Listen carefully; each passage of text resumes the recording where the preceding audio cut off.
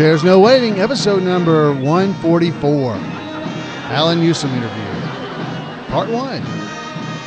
Two Chairs No Waiting is brought to you each week by the good folks over at Weaver's Department Store. Drop by over at Weaver's, pick up some great Mayberry items they have for us there. You'll love it. Drop by over at Weaver's. Two Chairs No Waiting is also brought to you by the fine folks who donate to this show. We appreciate you. So thank you for your donations. And the Mayberry Band, thank you for your support in providing the theme song each week. All right, folks, this week we're going to have Floyd Lawson, guest host, coming to us live from Mayberry, North Carolina. So we're going to try to throw it to him now, all right? Let's throw it over there. Yeah, hello, yeah, is this here, Floyd Lawson. Hello there. How you doing? Yeah, we good. Yeah, Allan asked me to host today because the podcast is about him. He felt kind of funny about that, so he had me here in Mayberry, right from the barber shop. Yeah, coming through. Yeah, well, yeah, I've been cutting a lot of hair today. A lot of bad hair around. Yeah. Anyway, Allan had asked me to host, because he let me host one time before, back on like episode 92 or something like that. 92. Yeah. Oh, and it's hot. It's hot. It's summer right now. It's very hot. Oh, yeah, it's hot. Well, anyway, Allan was on the radio recently. Yeah. He got to be on the radio. He has a face for radio. Don't tell him I said that. Anyway, just kidding, Allan. Just kidding. Anyway, he was on the radio on a show called Priority Talk.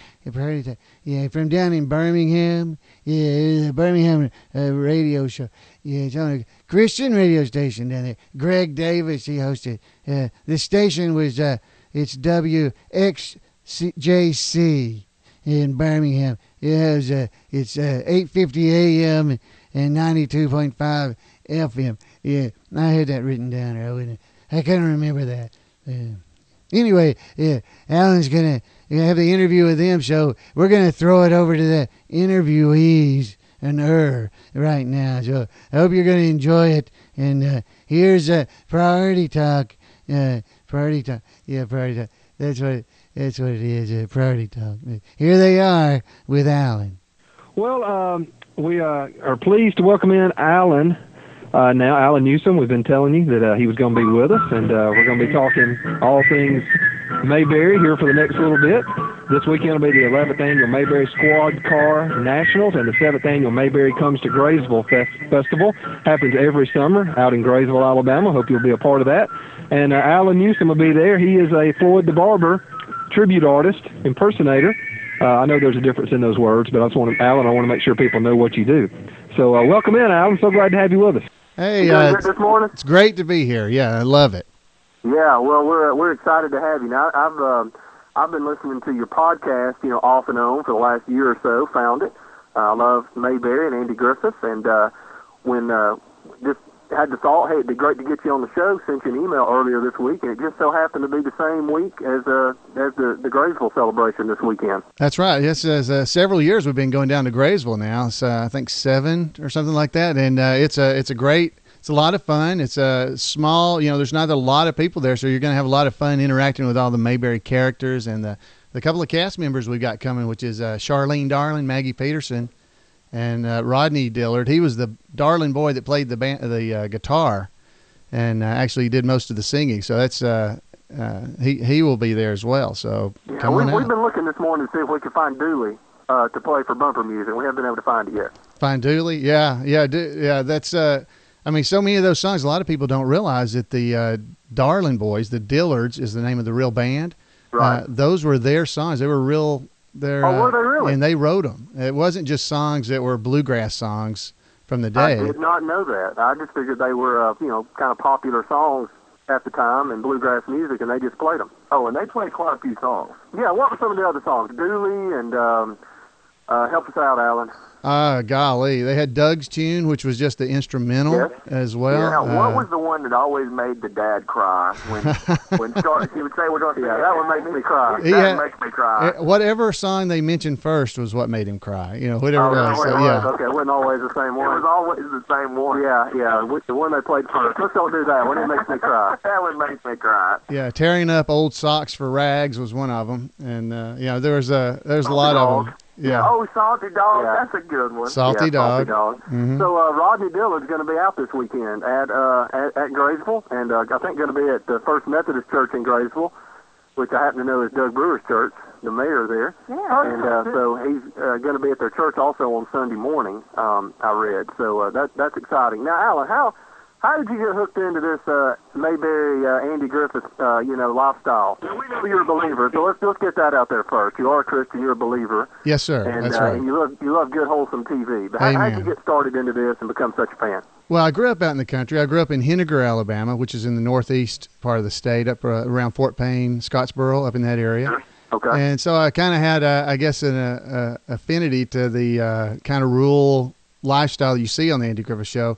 But it was really in college. When I was out in college, it came on every evening at about 10:05, and it was a time when you just stopped studying. You went in there and got some popcorn and sat down and just watched the Andy Griffith Show to kind of relieve some of the stress from everything you're going through at school. And there were a lot of us that got hooked at 10 o'clock at night. That's exactly right. They must have played at 10 o'clock all over the country. They did. That's just the time. They did around here. Mm-hmm.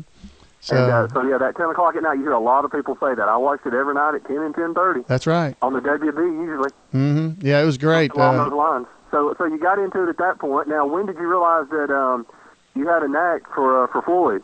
Well, I had already started doing the websites about the Andy Griffith Show because I wanted to learn how to do websites. And I didn't want to do it about me, so I did it about the Andy Griffith Show. And so I started going to some of the Mayberry events, and I met David Browning.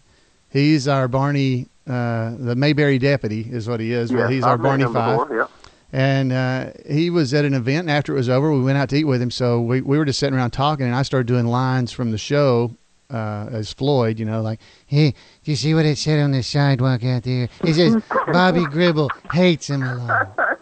Yeah, did Calvin Coolidge say that? Yeah. Andy said it was Mark Twain that said it. Anyway, so I started doing that, and the next event we went to, David kept getting me dressed in shorts and a T-shirt to go over and talk like Floyd to people, and he convinced me to try doing Floyd one time at Mayberry Days in Mount Airy, North Carolina. Yeah, and Alan, you even kind of look like. That's what I was going to say. I was checking it out. You look like Floyd. Yeah. Did you already look like him, or did you start trying to look like him? Well, I already had the mustache and I wore contacts, but I had glasses as well. So I guess I kind of looked like him, but it wasn't in my thought that I did. But now, can you cut hair? Oh, I can cut it. Do you get the sideburns even? Not if one lobe's longer than the other, I can't. But, yeah, one lobe's longer than the other. Floyd the barber. That's right. I told you, man. He knows them. So you started doing the website, which the website now is imayberry.com, right? That's right. You just recently had to change the name. That's right. Yeah, it's mayberry.com is still available, but the fellow who owns it had been offered some money to sell that domain name, and it was more money than I could afford. So I just registered imayberry.com, and and so far it's still, both are working. But yeah, if you go to imayberry.com, it's been around since I started doing the website in about '93. So we've had a Mayberry website for years. Right. The sad thing is, I started about 6 or 9 months after Yahoo. But they seem to have made a lot more money than I did off of that situation. But yeah, I say so. You wouldn't be on this show right now, for sure.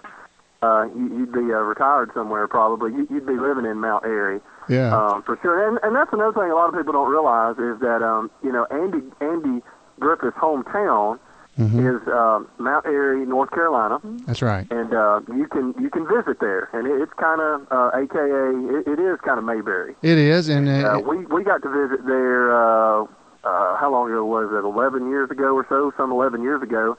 I was up in Lynchburg, Virginia, and I was speaking at a youth camp up there, and it was much cheaper to fly home a day later. So we stayed over. My wife and I stayed over for an extra night, and I just got to looking on the map, where can we go? And it's not that far down from Lynchburg. Right. And I saw it, and I went, you know what? That is Andy Griffith's hometown. And so we went down and got to spend a good chunk of a day there in Mount Airy, and it really is. It's like Mayberry. I know you've been there many times. Give the listeners, give them the rundown of what's there. Oh, it's growing every year. Right now, if you go now, because it's changed a lot since you were there last. There's the Andy Griffith Museum opened about 2 years ago. Now, really? A lot of they had some kind of museum when we were there. They did, but it's the same stuff, but it's now in a real museum instead of a house. Yeah, it wasn't a house. That's right.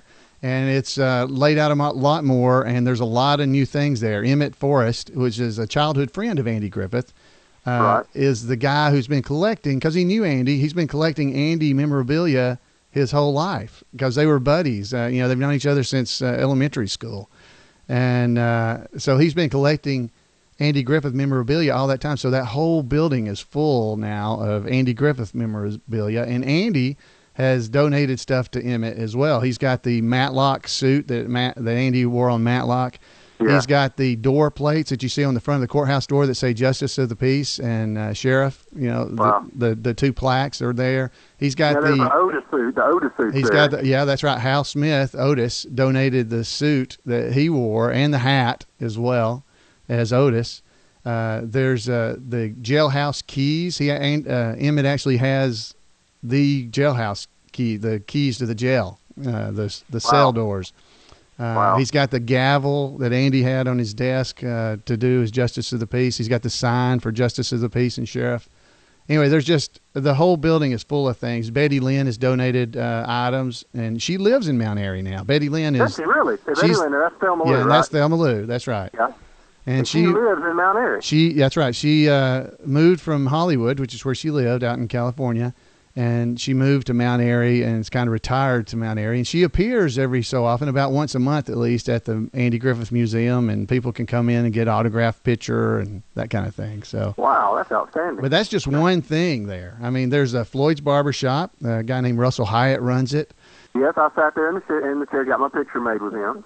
Now, when you're in town, do they let you go in and? Oh yeah, as much as I can. And do the whole thing. Well, I sat in there, and they got 3 chairs in there. So they have two barbers. That's Russell and a lady that cuts hair as well. And I usually sit in there as much as I can, but we're really pretty busy during Mayberry days. I don't care. Impersonator, tribute artist. I don't know what the difference is, but they call us tribute artists now. But we used to just say impersonators, so I don't know. Anyway, I'm glad you're okay with that. So either one's good for me. But I didn't want to offend. Everybody's got new language nowadays. Everybody wants to be called something a little better. So people get kind of touchy about the title you put on them. Alan, we're going to need to go to break. Can you stay through for another segment for us? Oh, definitely, sure. I tell you what, on the way out to break here, can you give us a liner? This is Priority Talk. Can you Floyd the Barber?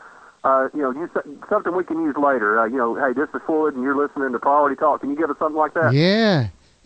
Hello, this is Floyd Lawson, and you're listening to Priority Talk. Yeah.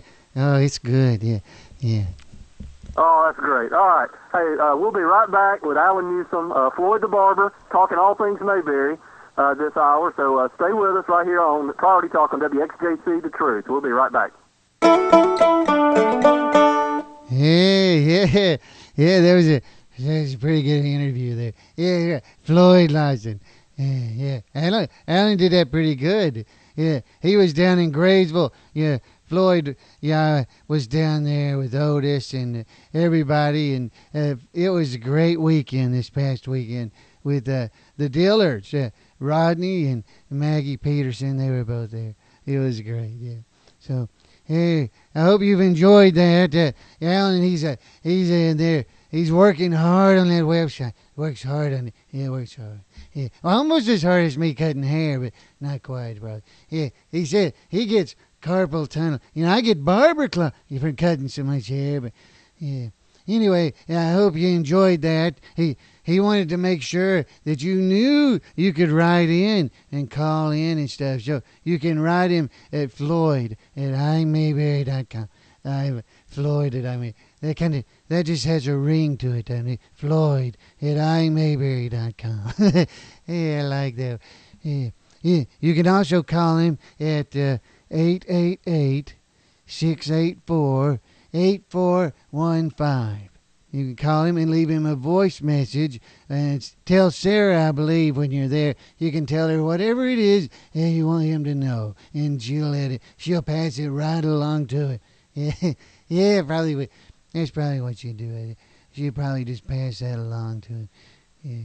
Or you can also go to his website at Two Chairs No Waiting. Yeah. TwoChairsNoWaiting.com. You can leave a message there. He said you can put a message on any of the different little things he's got there. He'll get them there. And he's got another place that is his face of some kind. Facebook.com/2chairs. That's it. Yeah, I knew I'd get it there eventually. Yeah, I knew I'd do it. So, anyway, I hope you enjoyed that. There's, I believe, 2 more parts of that, and I may get to host every episode. Yeah, so maybe we can get Allan interviewed more often, and I'll get to be on here more. Yeah, so you don't like for me to be on here, because you like him less than you like me. I believe that's what he said. So, all right, well, I want to thank you for coming and joining me here at Floyd's podcast.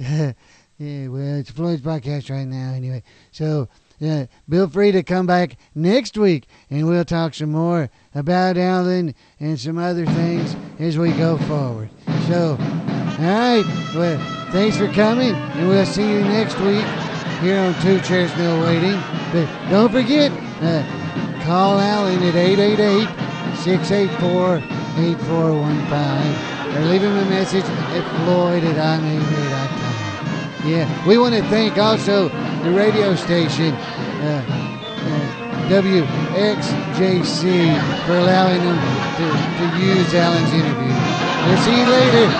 Bye. See you.